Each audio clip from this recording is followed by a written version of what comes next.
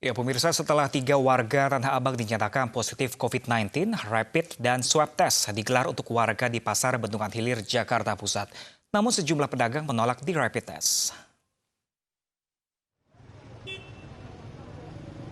Ratusan warga dan pedagang mengikuti pemeriksaan cepat COVID-19 dengan metode rapid test dan swab test di Pasar Bendungan Hilir, Jakarta pada Selasa pagi. Petugas Puskesmas Tanah Abang menyediakan 160 alat tes. Warga dan pedagang mengantri mengisi kolom identitas diri dan mengikuti rapid test. Jika hasilnya reaktif, pemeriksaan akan dilanjutkan dengan metode swab menggunakan sampel lendir. Sementara itu, Camat Tanah Abang mengeluhkan sejumlah pedagang yang sulit diajak mengikuti pemeriksaan COVID-19.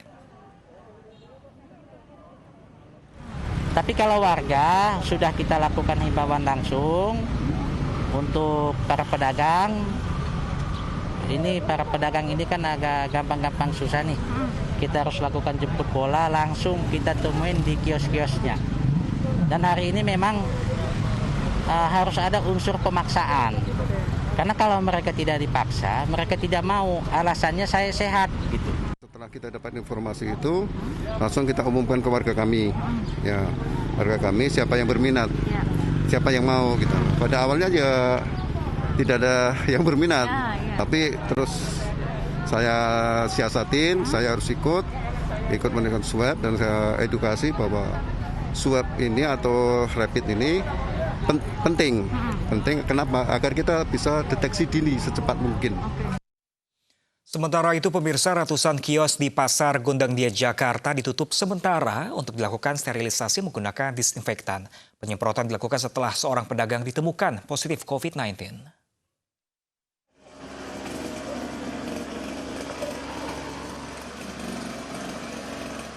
Petugas menyemprotkan cairan disinfektan ke seluruh bagian Pasar Gondangdia, Jakarta.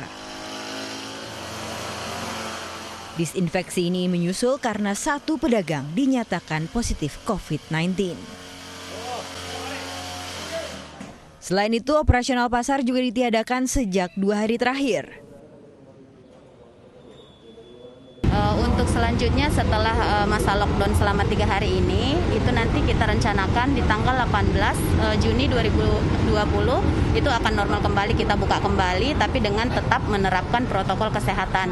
Yang pertama itu memang harus wajib masker, terus dengan cuci tangan yang telah kita sediakan, terus dengan pengumuman yang kita selalu umumkan minimal 2 kali 1 jam untuk protokol kesehatannya lewat pengeras suara.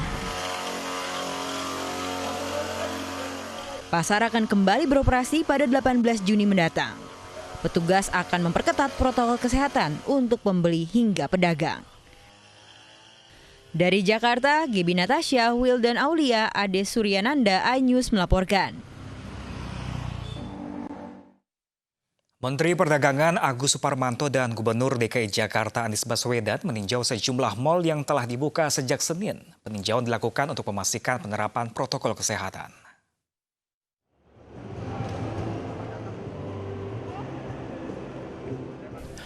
Usai dibukanya kembali aktivitas perdagangan di pusat perbelanjaan, Menteri Perdagangan Agus Suparmanto bersama Gubernur DKI Jakarta Anies Baswedan meninjau penerapan protokol kesehatan di salah satu pusat perbelanjaan di kawasan Jakarta Selatan. Meski telah dibuka kembali, diharapkan tidak menjadi euforia masyarakat mengingat penambahan jumlah positif COVID-19 di tanah air masih tinggi. Untuk itu, kesiapan menuju new normal harus diikuti dengan penerapan protokol kesehatan secara ketat. Saya lihat tadi juga lihat protokol kesehatan ini patut diberikan apresiasi dan juga bisa tadi seperti yang dikatakan Bapak Gubernur sebagai contoh, karena di DKI ini ada sekitar 70 mall. Mudah-mudahan protokol ini bisa menjadikan acuan untuk dilakukan secara ketat dan disiplin serta kesadaran yang tinggi. Tidak hanya pengelolaan pusat perbelanjaan, pusat kegiatan keagamaan dan pendidikan juga harus menerapkan protokol baru yang diharapkan menjadi kedisiplinan dan kehidupan baru bagi masyarakat. Tapi yang menentukan kembali dan tidaknya bukan pemerintah, yang menentukan adalah perilaku kolektif warga. Jadi 11 juta penduduk DKI itulah yang menentukan apakah kita akan terus melewati transisi ini dengan baik atau tidak. Pertumbuhan ekonomi dunia, termasuk Indonesia di tahun 2020 ini diprediksi melambat karena corona menjadi 2,3% dibandingkan prediksi sebelumnya sebesar 5,3%. Untuk meningkatkan kembali perekonomian nasional, Mendak terus mendorong pelaku ekonomi beraktivitas dengan protokol kesehatan. Dari Jakarta, Adi Firmansyah, iNews melaporkan. Ya, pemirsa, selain Mendak dan Gubernur DKI, Kapolda Metro Jaya Irjen Pol Nana Sujana juga meninjau sejumlah mal yang telah kembali dibuka. Kapolda Metro Jaya ingin memastikan protokol COVID-19 dipatuhi pengelola dan juga pengunjung mal.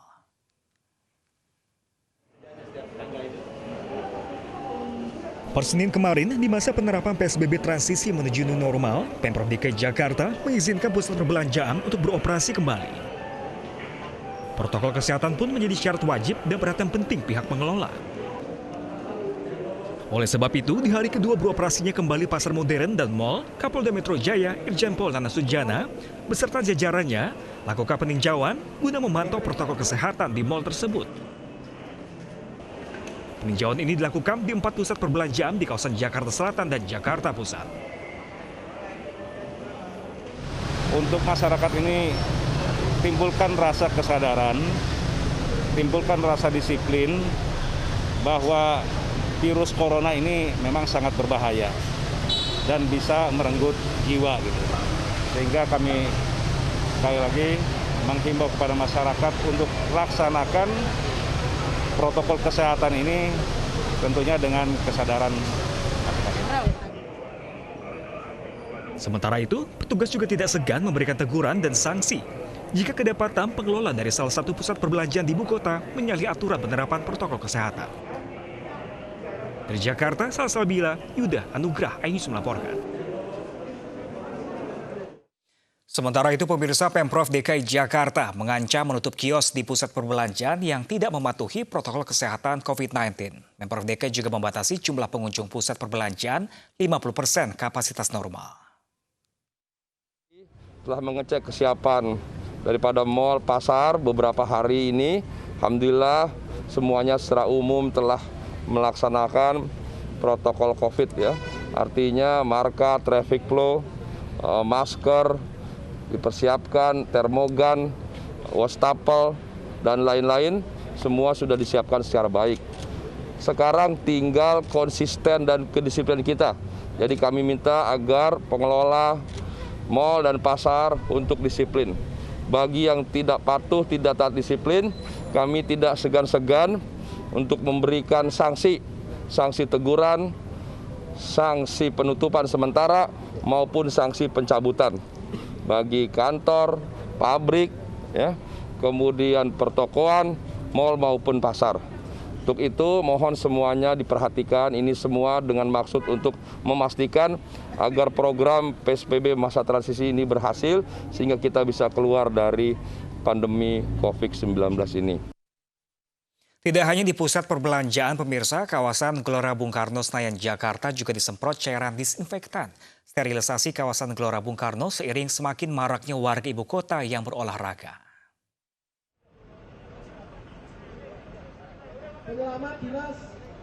Pengelola Gelora Bung Karno bersama Dinas Penanggulangan Kebakaran dan Penyelamatan Provinsi DKI Jakarta menyemprotkan cairan disinfektan di area Gelora Bung Karno Senayan Jakarta. Penyemprotan cairan disinfektan ini dilaksanakan untuk mensterilisasi area GBK pada ring 3 dan ring 4 yang merupakan jalan protokol dan juga halaman venue Gelora Bung Karno di masa PSBB transisi. Jadi kita menggunakan unit pompa yang nanti akan keliling di sekitar jalan-jalan lingkungan Gelora Bung Karno, terutama di trotoar-trotoar jalannya, dan yang menggunakan sprayer itu masuk ke dalam ruangan yang di stadionnya. Jadi kami akan keliling di stadionnya dengan menggunakan sprayer. Jadi ada dua tim yang terbagi. Penyemprotan cairan disinfektan ini akan dilaksanakan secara berkala ke seluruh venue yang ada di GBK. Selain penyemprotan, pihak pengelola GBK juga menerapkan protokol kesehatan ketat ke setiap pengunjung Gelora Bung Karno. Dari Jakarta, Nila Matsuna, Tri Julianti, Aristiawan, iNews melaporkan.